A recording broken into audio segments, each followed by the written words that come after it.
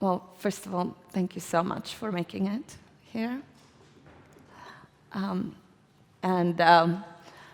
Basically, I did the assignment. The only assignment was please come and bring your blind spots. But I think it would be a bit of a blind spot, another blind spot of mine, not to actually start with Anna. We have the leading historian of modern monarchy in the room, and an incredible story is happening in Britain with Prince Andrew. So before we even dive into the conversation, I'd love to get your take on it. Yeah, I mean, it's fascinating and depressing. I'm sorry, fascinating and depressing. And I was actually just reading on the way up an extract from Virginia Giuffre's memoir that's going to come out this week, which is, I mean, just desperate, well written and desperate about this power block of men and Ghislaine Maxwell manipulating young women. And of course, at the heart of that, Prince Andrew.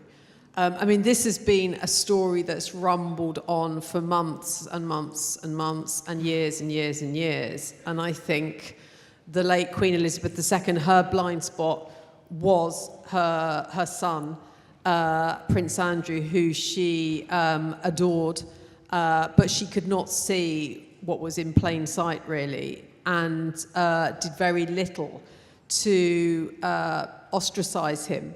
And indeed, if you remember at the remembrance service after Prince Philip's death, after COVID, she very deliberately was pictured with him. He was accompanying her to her seat.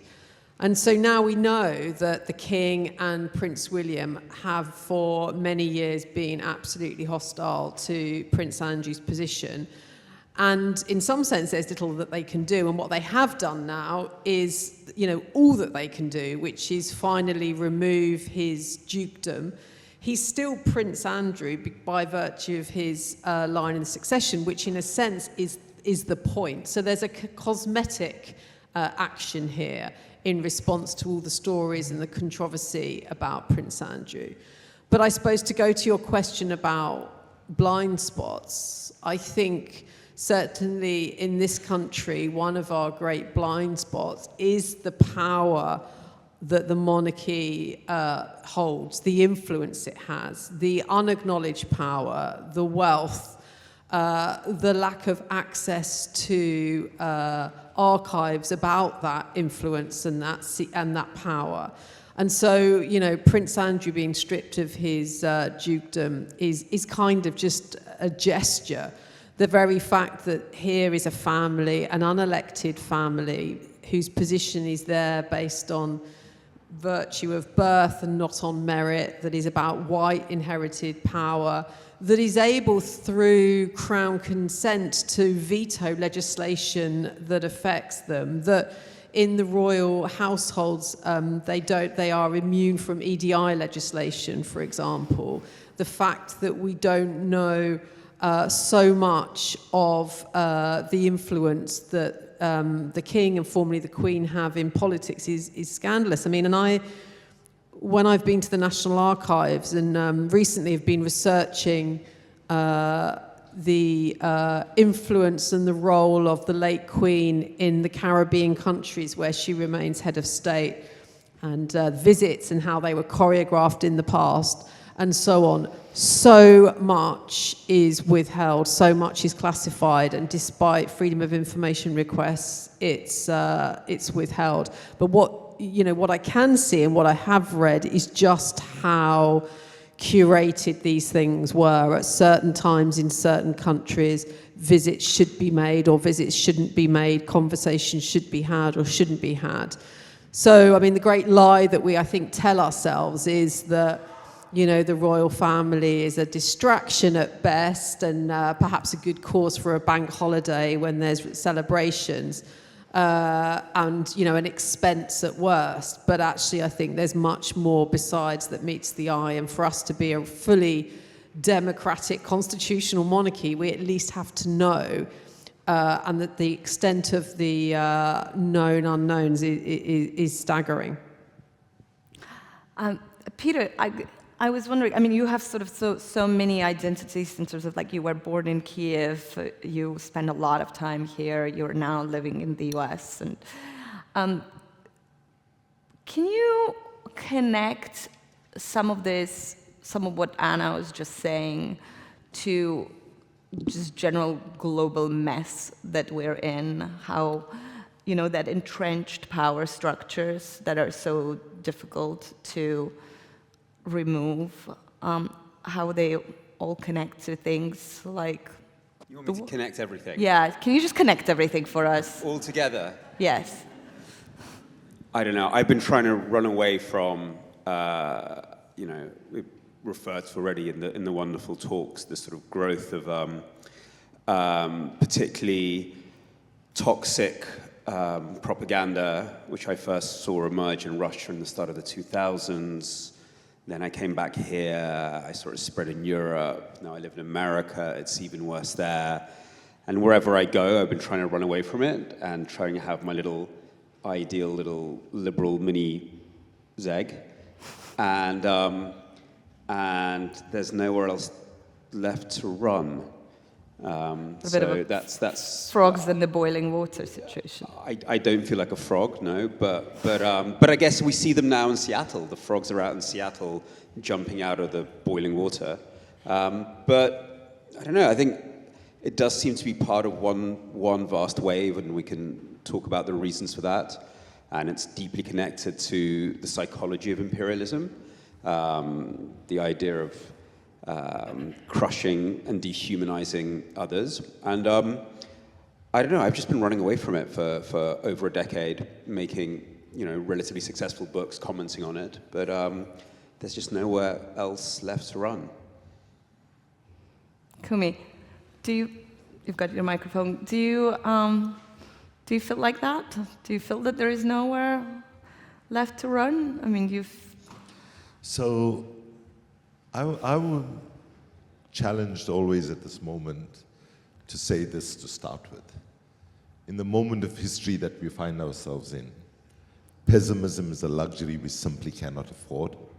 And the pessimism that justifiably emerges from our analysis, our lived experiences, and our observations can, must, and should be responded to by the optimism of our thought, our creativity, our courage, our sense of imagination, and our sense of humanity. Having said that, we cannot sugarcoat the moment of history that we found ourselves in.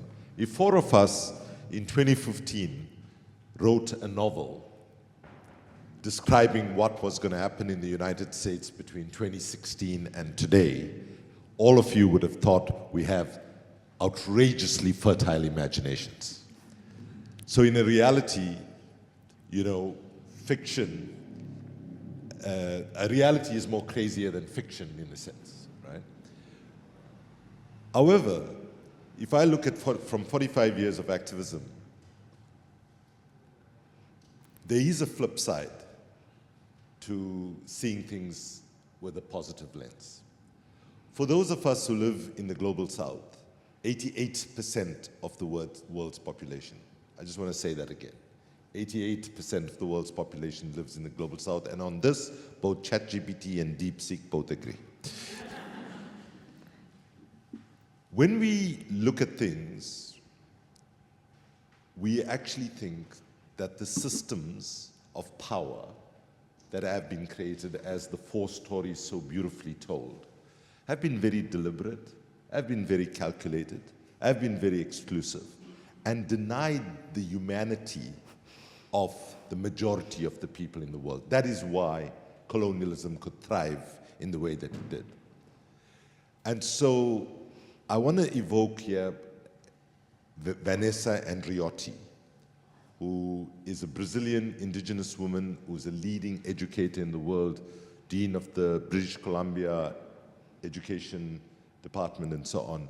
She wrote a book about 8 years ago called Hospicing Modernity. And in this book, she suggests that for the majority of people in the world, this current crisis that people are talking about, particularly in the West or the North, actually has been a crisis that we've been sitting with for centuries. We've been at the receiving end. The system never worked for us. The system was extractive, exploitative, sexist, exclusionary. And what she says is that we need to get comfortable with the idea of the collapse of the world as we know it and imagine the different kind of power and to create a different kind of world where there's significant, democracy. I just give one example, right, which is a bit of a light example. A group of American journalists and academia went to Tanzania after Julius Nyerere was elected as president.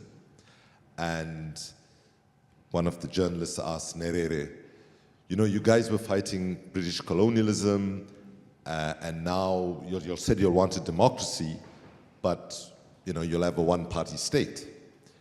And these were the early years of decolonization. And Nyerere says, well, listen, we were fighting a very powerful British colonial state. We had to unite all the people under one banner to give us a chance that we could actually gain our freedom.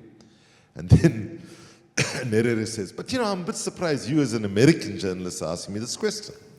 Because he said, notwithstanding all the brutality of Europe in terms of colonization and so on, when I look at their democracy, at least today, every country will have one or two parties that speak for the working class, one or two parties that speak for the capitalist class.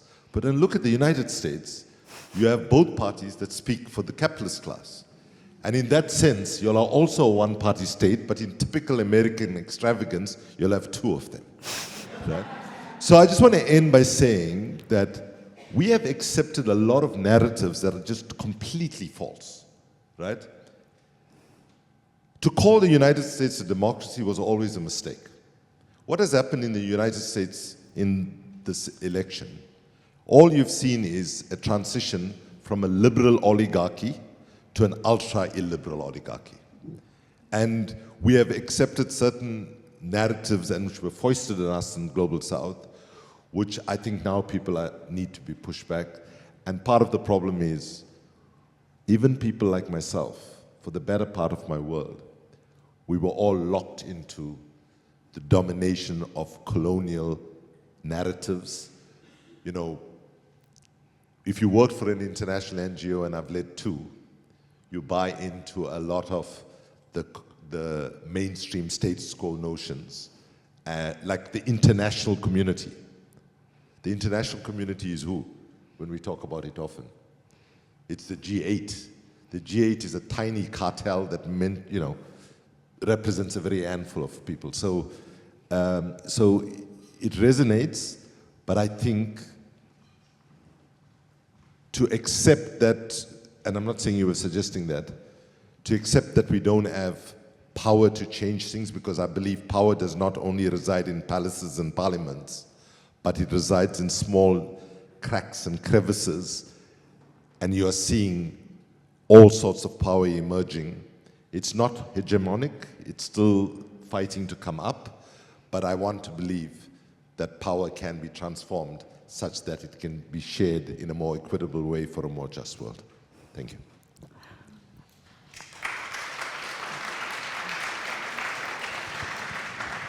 Before we hear from Anna, please think we're going to open it up straight away. So please think of questions and things you want to bring up, because we hope this shapes the rest of the day a little bit as well. Yeah, thank you. Thank you for that. It's really powerful. I was just, as you were talking, I was just thinking, and I guess it's a kind of odd thing perhaps to say as a historian, or maybe not, but the problem that is the past, the status that the past has. I mean, we saw from fantastic stories the power of people's own personal stories and family histories to shape them, to inspire them, to motivate them. And then, of course, there's national histories, national stories that can be both comforting and constraining and contextualizing. And it is that relationship, I think, between the past and the status we give it, and then thinking about the present and the future. And I suppose, I mean, certainly don't have any answers, but I think for me it's that sense of the importance of the kind of micro stories and then the macro ones, which can be so manipulative and controlling. And yeah, the legacy of the past and I guess we talk about baggage, don't we? But at the same time, people are always saying you need to be informed by the past to understand, you know, the future. But I mean, I suppose it's a sort of thought proposition. What if we forget everything about the past? What if it was, you know, what if day one was tomorrow, and we started from there? You know, what would we lose by entirely jettison in our sense of the past, and what would we gain? I don't know. Those are the kind of confusions that are colliding in my mind at the moment. I love what if the day. Can I have a show of hand if we've got one question here. That's great, and two. That's great. We'll come to you.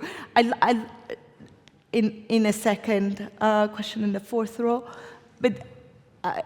Do you think, I love the day after tomorrow, I also love the cracks and that, you know, kind of the new resistance of some sort is coming up from all the various places. How do you nurture that resistance in ways that doesn't allow it to be manipulated by others with entrenched power?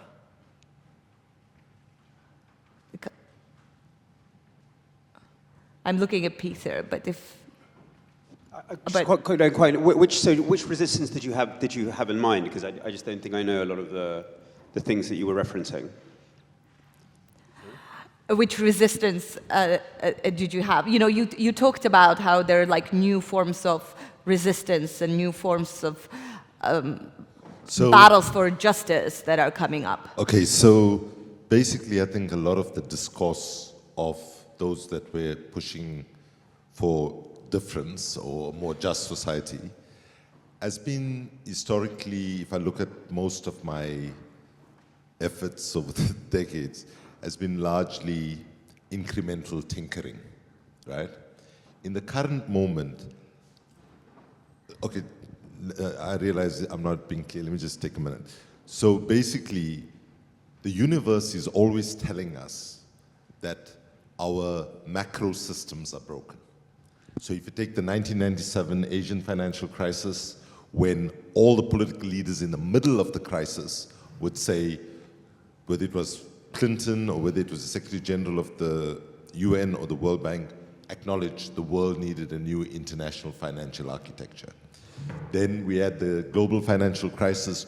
Here in London, the G20 made a commitment that they were going to scrap fossil fuel subsidies, which is driving the climate crisis.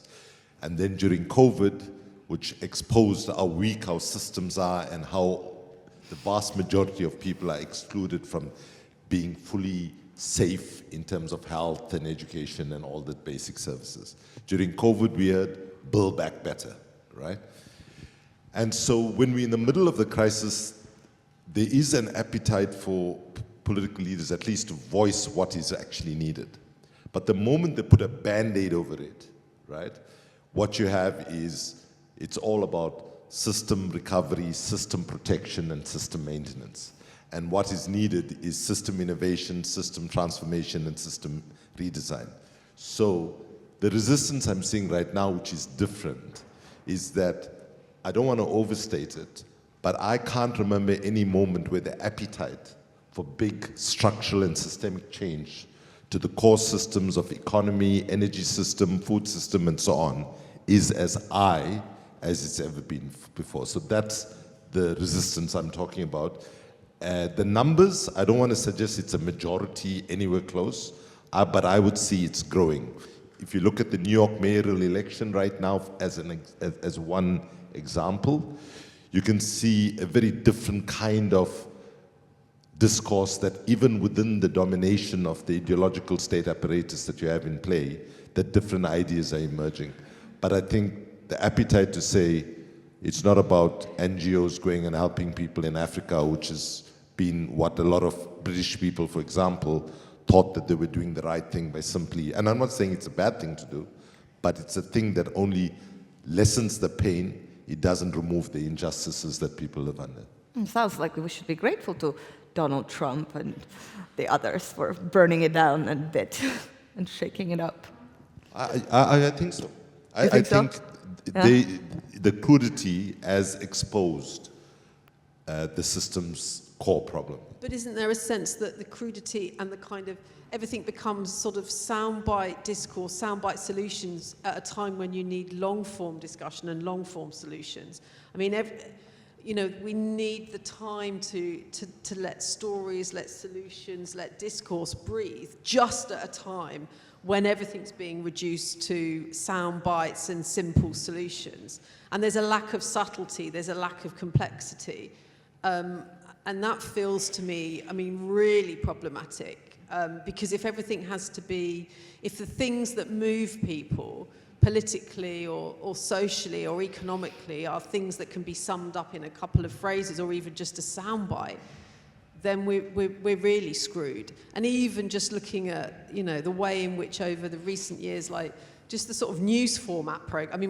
My dad is, my parents are in their late 70s, early 80s. And my dad is just outraged by the new format of the BBC News. Which kind of, is just like, yeah, whatever, Dad. But the fact is that they used to sit at a desk and there used to be, proper kind of stories. And now they stand up and they're kind of walking around the studio and it all seems a bit kind of soundbitey. And although he's just being a kind of old man, there is something sort of things are happening too fast, too short, too succinct, not enough subtlety, not enough discourse, not enough long form, it feels to me. And we're in a double bind in that sense. I want to go to the room. Yes, we've got more hands. Let's start with Julie. You raised your hand. Can you please, and when you ask the question, can you please introduce yourself? And then please give the mic back because we only have, I think, one going around the room. Okay, is it on? It is on. Yeah. Hi, I'm Julie Pizzetti. I'm Professor of Journalism at City St George's University, which is one of the partners in this amazing festival of storytelling. I want to bring the discussion, very, very relevant points made about the sound bitification of discourse, but let's bring the spectre of big tech in here, because this is not about mainstream media power being distorted anymore. This is about the broligarchy. To take Kumi's point earlier about the fact that the US is transitioning from one kind of oligarchy into another kind of oligarchy. I think the term that best suits this situation is the broligarchy, where we see powerful big tech actors in partnership with the US president, who could be aptly described as the disinformation agent in chief, for example. That's empirically evidenced by research from not just me, but many, many others.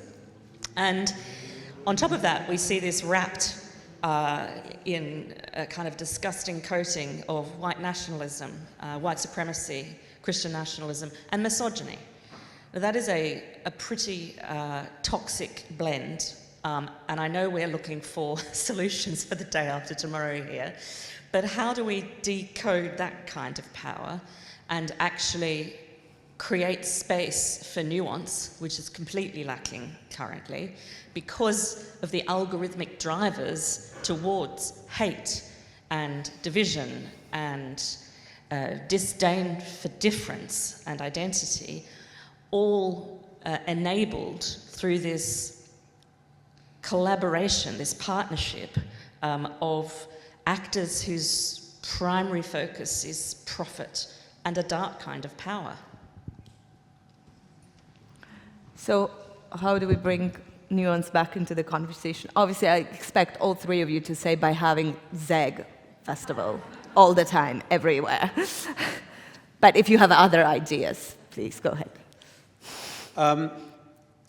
It's very interesting connecting sort of this idea of stories, a lot of the discussions we were having about 1989 and the overthrow of the Soviet Union, and what you refer to as what did you call them? The bravo oligarchy? The bravo oligarchy? The brology, yeah. Pro-oligarchy. That one, yeah. It's very interesting how they have very effectively hacked and perverted what was so important for Soviet dissidents, and I think in most of the struggles of the 20th century, which is the idea of freedom of speech, which, if we're talking about a story and an idea that motivates and informs our idea of resistance to power, that's always been one of the critical ones. And it always sort of like, we had in mind always a sense of like an oppressive power stifling the voices of, Natalia's parents who are typing up novels on their typewriter to hand to their friends. And when you go to Silicon Valley, they shroud themselves in the language of freedom of speech. They talk about it a lot. They're the great champions of freedom of speech. But they've really twisted its meaning. Firstly, there's the obvious one, where it's their freedom of speech and not the freedom of speech of people on their platforms. They're constantly censoring people.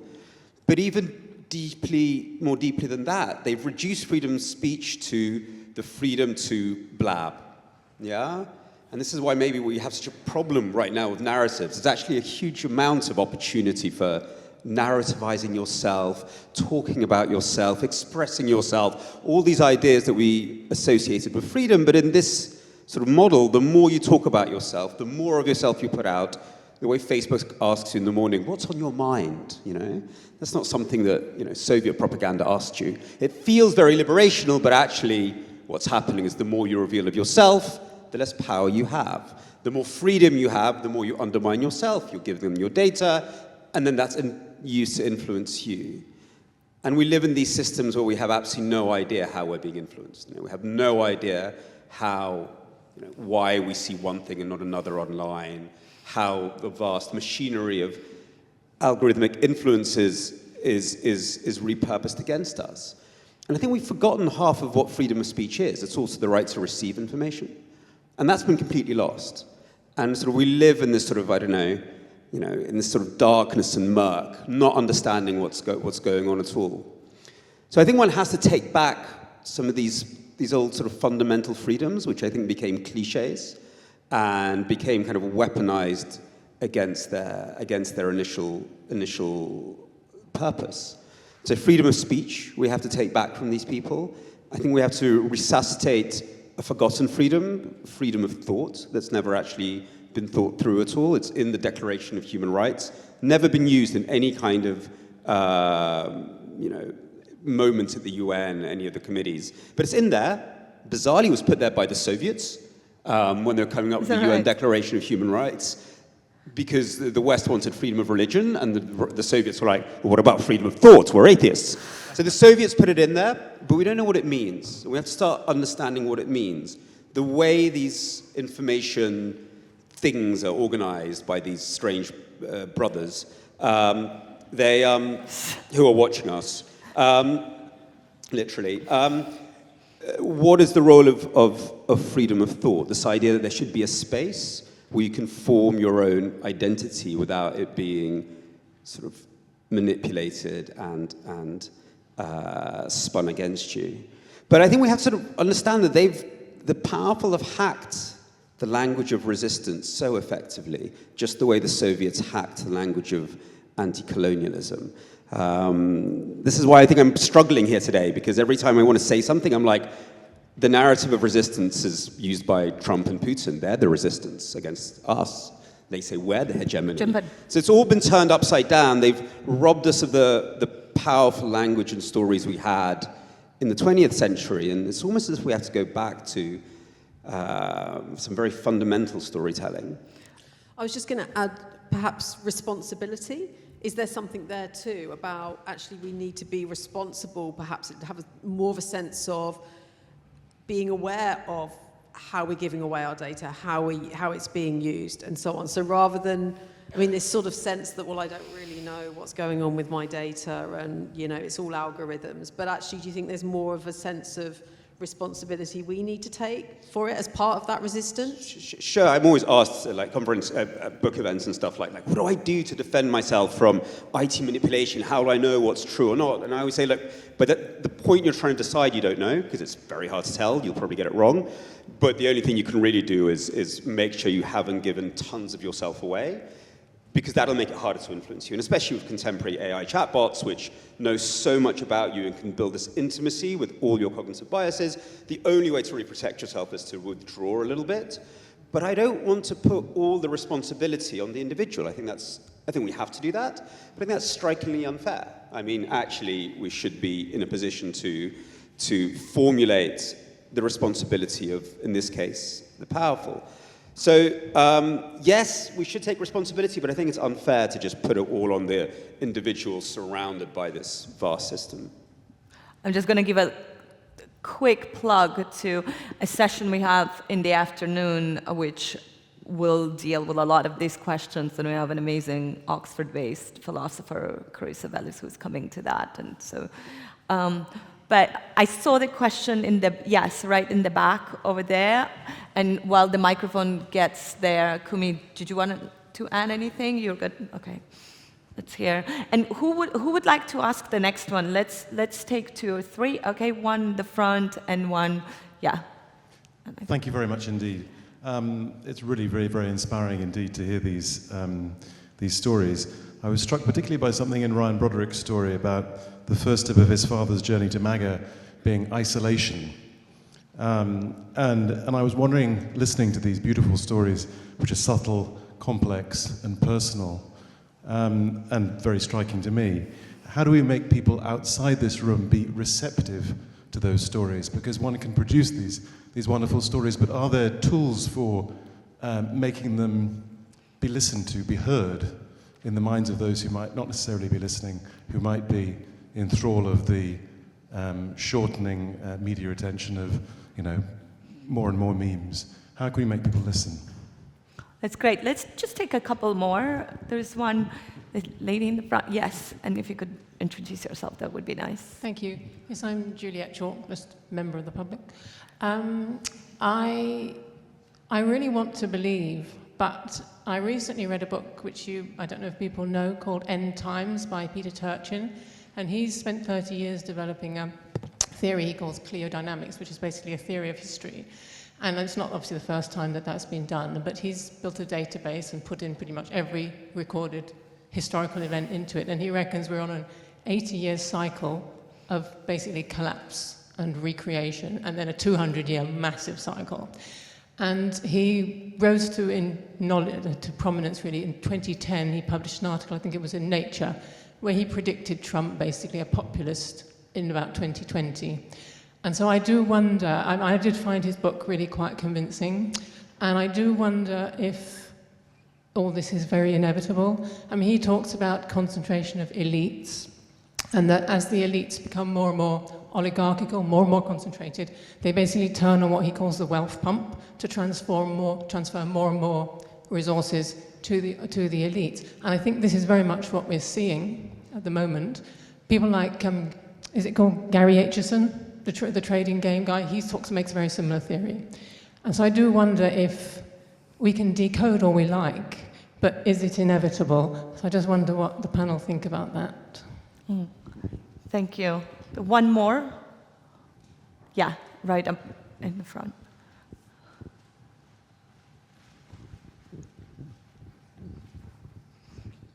Hi, my name's Joshua Haining, and I'm on the newspaper journalism course from us at City St George's. I'd just like to come back to, Anna, your anecdote of your dad disliking sort of the way that the BBC News reading is heading, and that actually prefers sort of like the long form journalism, as it were. I mean, I kind of agree. I think like modern attentional plenitude is being shattered, and we are heading into a very soundbitey, like we're heading in a soundbitey direction.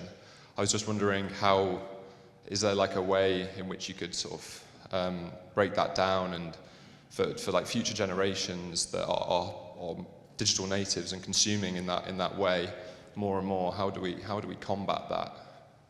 Is just my question for the panel. Oh, this could have been staged. There's such nice through line, all these three questions.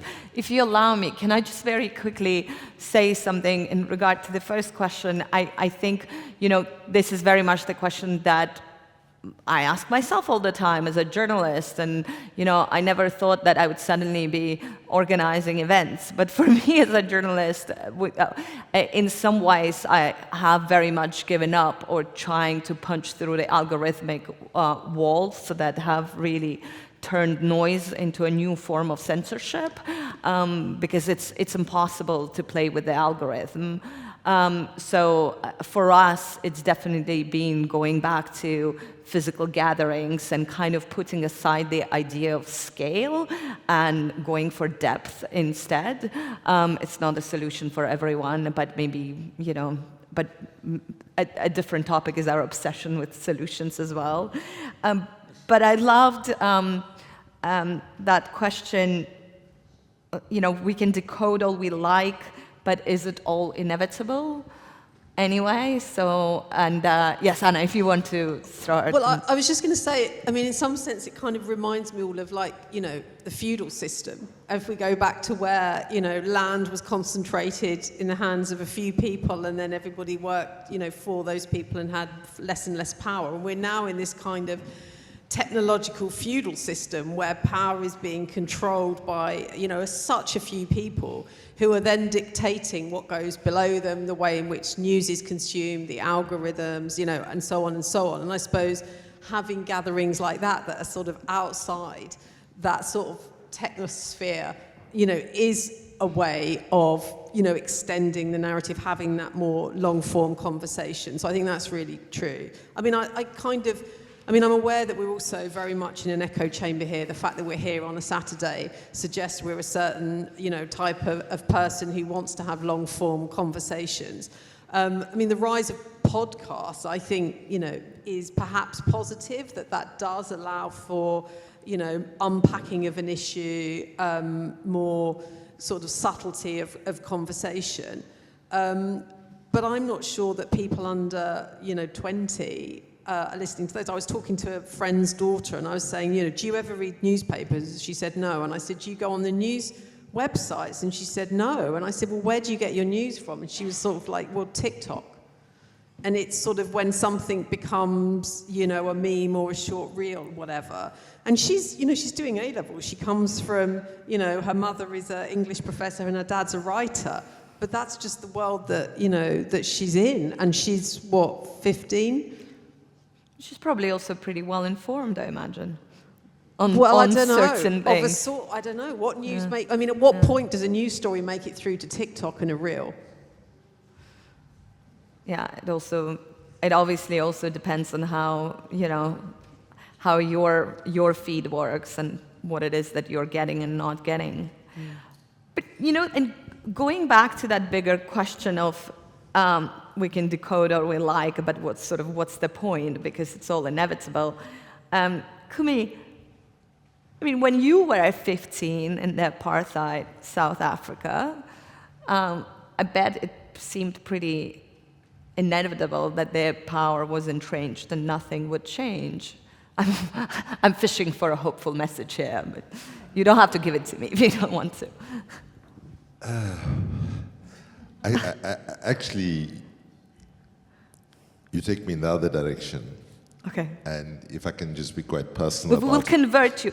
Peter will become very optimistic by the end of this conversation, and you'll just give up. No, I think what's the challenge is how we diagnose the moment we are in and how we got here, right? And if I take that example, and I'll be very personal about it, just after Archbishop Desmond Tutu passed, our 34-year-old son sits his mum and I down and says, I need to tell you guys two things. Y'all are not good at what you'll do because you've been fighting for human rights, democracy, gender equity, and sustainability since you were teenagers. And when I look at the world, it's all going in the wrong direction. And the second thing he said is, but I must say that you all had something that we did not have, right? And he said, yes, you all were burying your friends being murdered by the apartheid regime and so on every other weekend. And we said, what did we have that you all don't have? And he said, hope that things will get better, right? And then when I asked why is it that we are not winning? He then says, and I think I love Peter's taking us to the UN Universal Declaration of Human Rights, because, for all its weaknesses and so on, it is as close to a global consensual kind of thing that's out there, right? And he said, because you'll aim all your narratives at the brain and you'll ignore the heart, the body, and the soul. And that's the problem we have, because I'm going to guess something, right? If tomorrow you have a family lunch, extended family lunch, and if they asked you, what did you do yesterday and what did you talk about? And if you try to describe this conversation today, you're probably not going to be able to carry most of them in the conversation.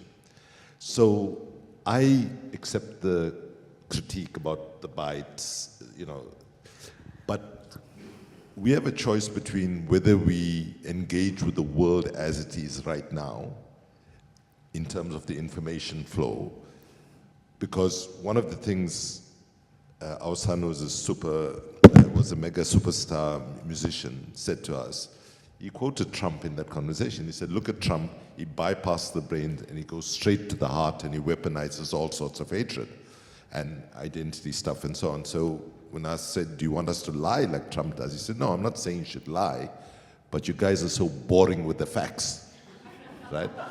And I'll be honest with you, I now look at some of the speeches I gave as the head of Amnesty and the head of Greenpeace International, some of the press conference I gave, and I look at it and I'm embarrassed, because I'm thinking I spoke to less than 3 to 5% of the world's population, a policy class, a intellectual class, and so on. And what Trump and the fascist and conservative forces have done is they've understood where people's consciousness is, what their understanding of things are, and what their needs are. And even though they're not actually delivering anything to what people need, they have been able to come up with the discourse. I'll just give you a good example. I've just come from the Vatican, right, where we had the 10th anniversary of the Laudato Si', which was the encyclical of the previous Pope on climate justice. And one of the things we worked with the artist Olafur Eliasson was to create a visual image that will travel around the world, right? And that image was bringing 20,000 years of human history captured in a piece of ice from Greenland, and at the end of the Pope's speech, he blessed it, right? MAGA world went crazy for the first 24 hours, right? They were like, why is the Pope blessing this piece of ice, blah, blah, blah, blah, blah, and climate change is a hoax and a con job and so on. Then they saw that this image went totally viral, right?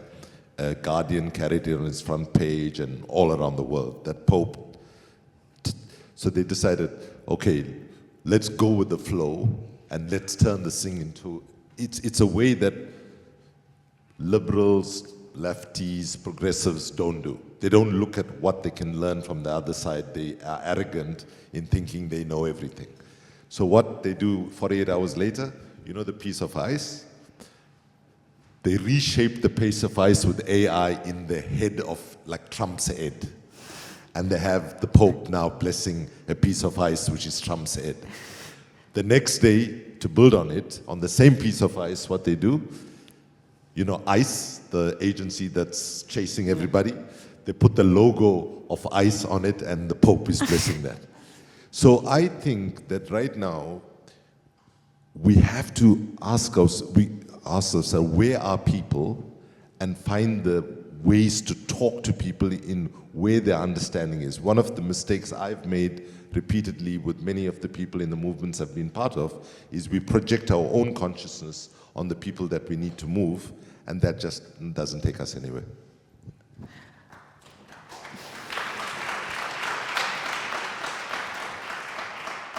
We're almost at time, and I'm being given different signs, which will mean I'll be in trouble if we don't wrap up. But I very much wanted this to be kind of a loose conversation that didn't necessarily look for any solutions, but just kind of opened it up to the rest of the day.